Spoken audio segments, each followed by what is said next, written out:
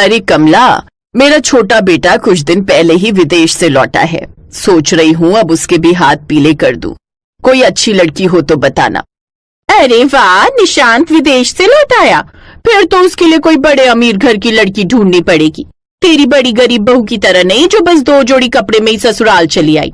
अब मुझे देख, अमीर बहू लाई हूँ तो सब सामान आया है दहेज में। ये जिस एसी की तू ठंडी ठंडी हवा खा रही है ना, ये भी मेरी बहू के दहेज में ही आया है। मैंने तो इसे हॉल में लगवा दिया ताकि सब इसका इस्तेमाल करे।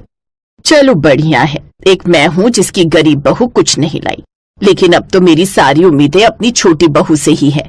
तू कोई अच्छी अमीर घर की लड़की ढूंढ ना मेरे निशांत के लिए। अरे तुम चिंता मत करो, निशांत के लिए तो मैं एक बड़े घर की लड़की का रिश्ता ही लेकर आऊंगी। ऐसे ही समय बीता। एक रोज कमला एक बड़े घर की लड़की का रिश्ता निशांत के लिए लेकर आती है। देख तो विमला, लड़की कितनी सुंदर है, ऊपर से अमीर घर से भी है, अपने माँ बाप की इकलौती है, खूब दहेज मिलेगा। बोल तो बात करूं। अरे नेकी और पूछ, तू जल्दी से बात बढ़ा, हम कल ही चले जाएंगे देखने। विमला एक लालची औरत थी। उसके बड़े बेटे ने अपनी पसंद की गरीब लड़की से शादी की थी, इसलिए उसके दहेज में कुछ नहीं आया था। इसलिए विमला हमेशा उससे नाराज रहती थी और अब उसने ठान लिया था कि वो अपने छोटे बेटे के लिए बड़े घर की लड़की ही लाएगी। बात आगे बढ़ी।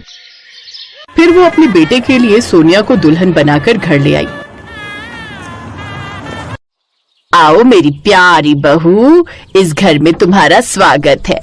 हाय कितनी सुंदर है मेरी छोटी बहू, बिल्कुल परियों जैसी। सोनिया दहेज में खूब सारा सामान लेकर आती है, जैसे एसी, फ्रिज, वॉशिंग मशीन और भी बहुत सा सामान। विमला अपनी लोभी आंखों से वो सब देखती है तो खुश हो जाती है। फिर विमला उसे उसके कमरे में ले जाती है। ओफो, इस कमरे में तो एक एसी भी नहीं है, मैं इस कमरे में कैसे रहूंगी? माँ जी, आप जल्दी से मेरे दहेज में आया हुआ एसी मेरे कमरे में इंस्टॉल करवा दीजिए। बहू, तुम्हारे कमरे में एसी? लेकिन मैं तो सोच रही थी इसे हॉल में लगवा दूं। वो क्यों भला? ये एसी मेरे पापा ने मेरे लिए दिया है, और वैसे भी मैं अपने ससुराल में कोई समाज सेवा करने नहीं आई हूँ। और हाँ, वो टीवी भी मुझे बड़े टीवी वाली स्क्रीन पर देखने की आदत है, इस छोटे से टीवी में नहीं। अच्छा ठीक है बहू, जैसा तुम कहो। विमला सोनिया के कमरे में आया हुआ एसी, फ्रिज और टीवी रखवा देती है। ऐसे कुछ दिन बीतते हैं। जहाँ अमीर सोनिया सारा दिन अपने कमरे की ठंडी हवा में बैठती, तो वहीं उसकी जेठानी रजनी घर के कामकाज में लगी रहती। एक रोज गर्मी में सारा दिन काम करके रजनी का गला सूखने लगता है। गर्मी में काम करके गला सूखने लगा है, ठंडा पानी पीने की इच्छा हो रही है। रजनी सोनिया के कमरे में जाकर फ्रिज से पानी निकालकर पीने लगती है। आहा, ठंडा पानी पीकर कितना सुकून मिला है। लेकिन तभी सोनिया बाहर से शॉपिंग करके आ जाती है। आहा, ठंडा पानी तो बड़े मजे से पिया जा रहा है, लेकिन जरा मेरा कमरा तो देखो कितनी बुरी तरह फैला है, इसे ही साफ कर देती। देवरानी जी, मैं? हाँ, तुम कर भी दोगी तो क्या चला जाएगा तुम्हारा?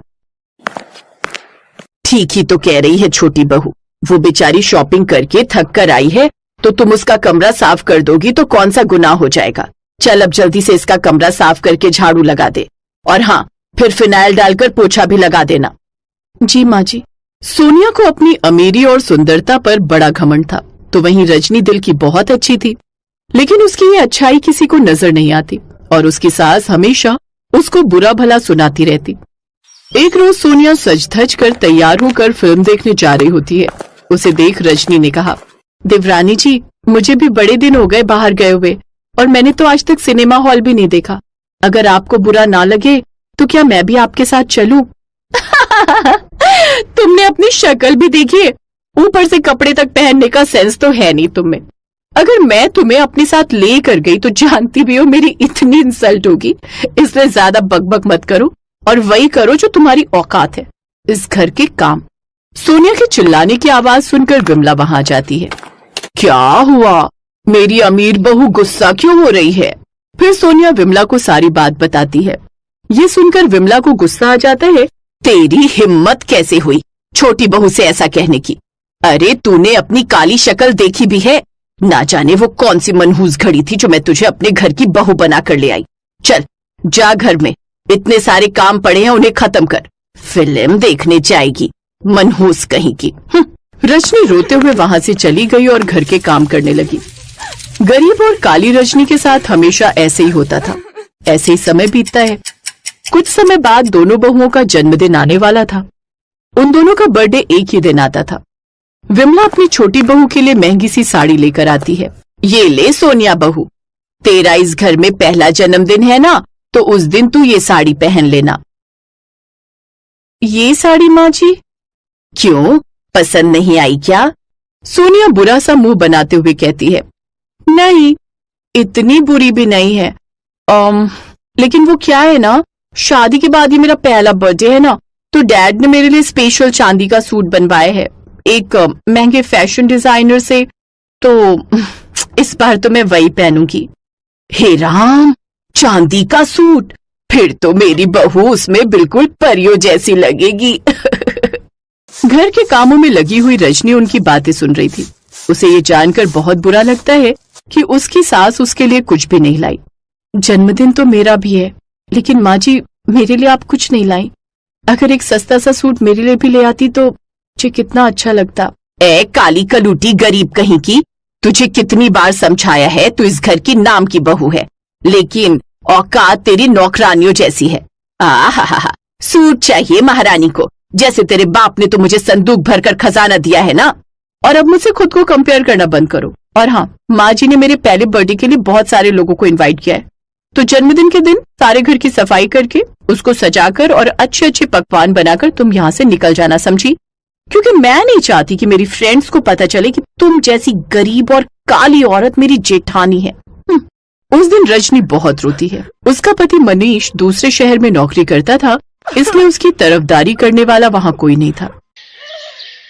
सुबह जल्दी उठकर रजनी सारे घर की सफाई करती है, फिर सारे घर को दुल्हन की तरह सजाती है, जिसके बाद वो तरह तरह के पकवान बनाती है। अपने बर्थडे पर सोनिया अपने पापा का दिया हुआ चांदी का सूट पहनती है और सज धज कर तैयार हो जाती है, तो वहीं बेचारी रजनी पुरानी सी साड़ी पहने हुए होती है।